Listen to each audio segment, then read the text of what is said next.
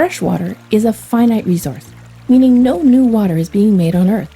So it's important to protect our drinking water and watersheds, for ourselves, for the environment, and for the future.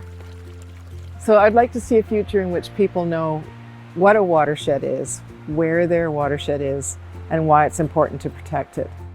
Water sustainability to me means having a safe place to get drinking water. Narrower roadways, more ditches. Rain gardens, which would slow the watershed, slow the rain down a bit. Have a sheet of plastic and put it in a box, and then when it rains, the water goes in the box. And then we could drink it and use it to water plants and stuff. What would a water-conscious society, one working to achieve water sustainability, look like? In a conventional city or town, rainfall that lands on hard surfaces, like roofs and roads, is transported quickly away from buildings and infrastructure through drainage and pipes to nearby waterways or out to the ocean. This is called stormwater. A society that's water sustainable might manage stormwater runoff by mimicking what nature already does. Replacing hard surfaces with pervious materials like gravel and pavers allows water to naturally filter into the earth, balancing the water table and reducing the amount of pollutants entering waterways. By incorporating rain gardens and swales, water can also be captured and allowed to run off slowly, replenishing groundwater. Rainwater that falls on the roofs of buildings can be harvested and stored in rain barrels or large cisterns to be used later during the hot summer months to water gardens or wash cars, taking pressure off of surface and groundwater drinking water sources. In a water-sustainable society, native and drought-tolerant plants are used in gardens to reduce watering needs, replace invasive species, and support important pollinators.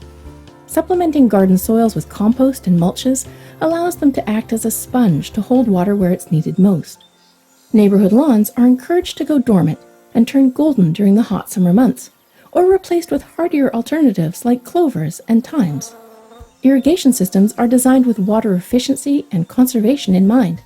Natural alternatives to harmful pesticides are used to support healthy plants and reduce water contamination. Green infrastructure, like green roofs and alternative power sources, can help too. Efficient appliances conserve water, while treated water is reused wherever possible before flushing it down the drain. Choosing alternatives to plastics helps reduce the amount of litter and pollution in waterways, and choosing alternative modes of transportation, like walking, cycling, and taking the bus, helps to reduce carbon emissions and the effects of climate change.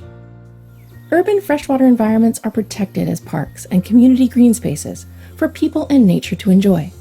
Private groundwater wells and septic systems are regularly tested and maintained because protecting water quality at home ensures a safe and reliable source for neighbors and communities.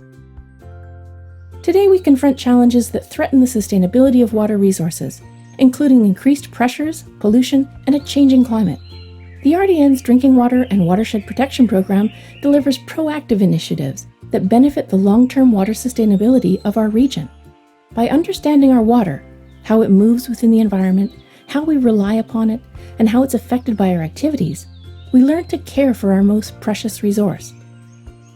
Through education, collaboration, and action, we can not only sustain a safe and healthy water supply, but help our watershed ecosystems thrive.